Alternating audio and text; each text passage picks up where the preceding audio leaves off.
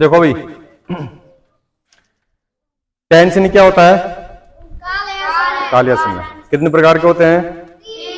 पहला, दूसरा, तीसरा।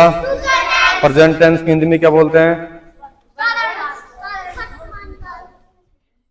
प्रेजेंट टेंस को वर्तमान काल, दूसरा पास्ट टेंस को, तीसरा फ्यूचर टेंस को भविष्य काल।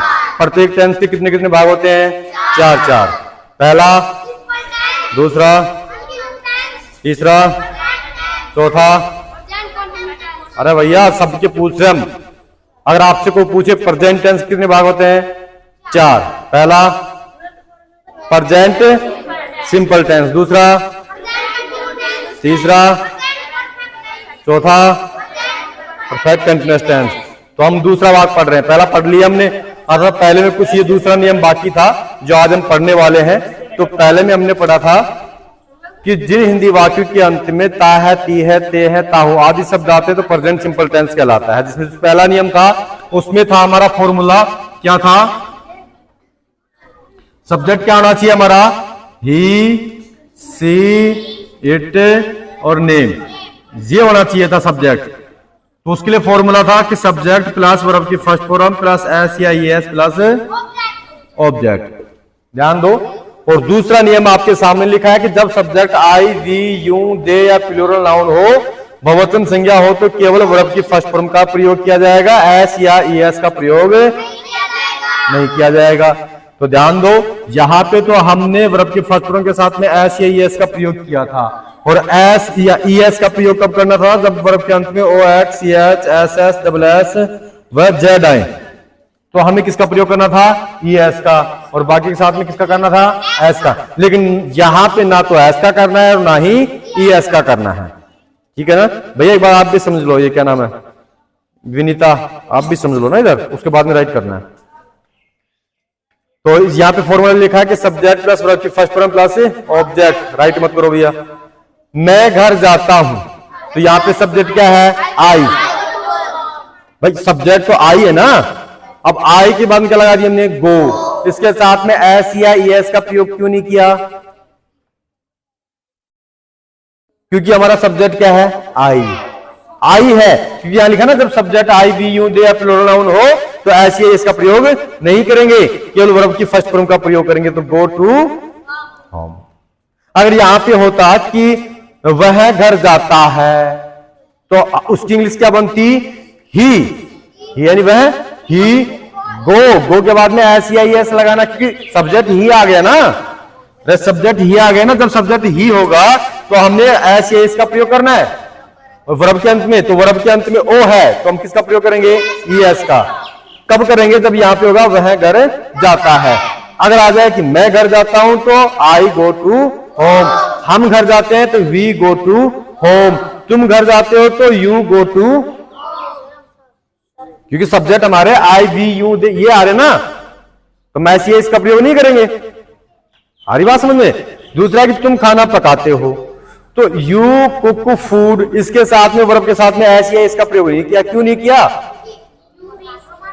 सब्जेक्ट, मतलब कि यू हमारा सब्जेक्ट है, इसलिए हमने इसके साथ में एस या इसका प्रयोग नहीं किया। अगर यहां पे होता है कि मैं वो क्या नाम है, हम नहीं नहीं नहीं, यानी वह खाना पकाता है, तो ही कुक्स फूड आ जाएगा ना।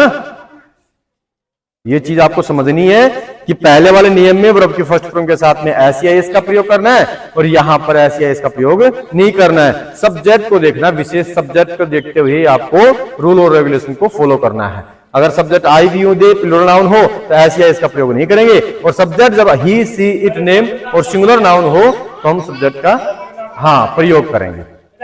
ठीक है जी, राम राम। उसके बाद में प्रेजेंट कंटीन्यूअस टेंस, यानी अपूर्ण वर्तमान काल।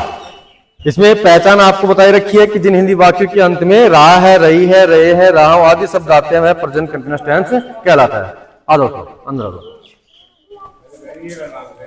अंदर ही जी, अंदर ही है। नहीं मैम, आ जाओ।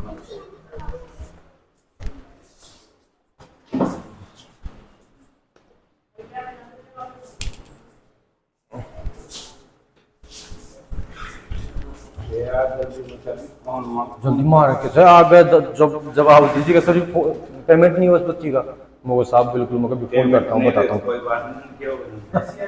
फोन मार के जगह रिजेक्ट कर दीजिए फॉर्म ने। अनाथ आश्रम से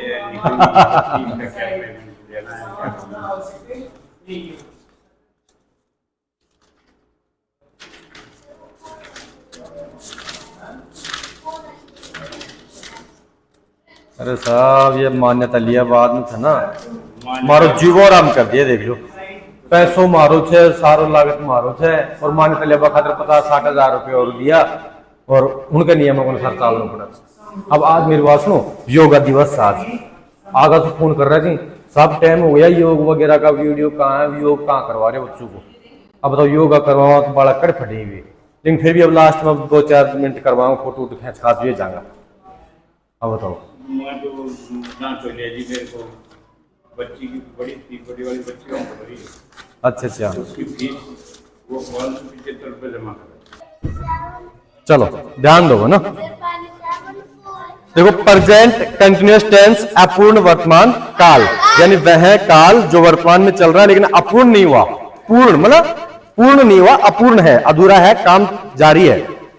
तो जिन हिंदी वाक्यों के अंत में रहा है, रही है, रहे हैं, रहा हूं, जैसे मैं घर जा रहा हूं, वह खाना खा रही है, हम जयपुर जा रहे हैं, है ना। तो ऐसी स्थिति हो तो वहां पर प्रेजेंट कंटिन्यूअस टेंस रहेगा।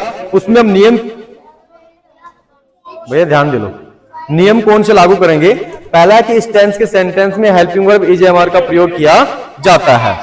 दूसरा नियम है कि जब subject he she it name या सिंगुलर नाउन हो, एक वचन संज्ञा हो, तो हेल्पिंग वर्ब इज का प्रयोग किया जाएगा। और जब सब्जेक्ट आई हो तो उसके साथ में हेल्पिंग वर्ब एम का प्रयोग करेंगे। और बाकी जो सब्जेक्ट बच गए हैं यानी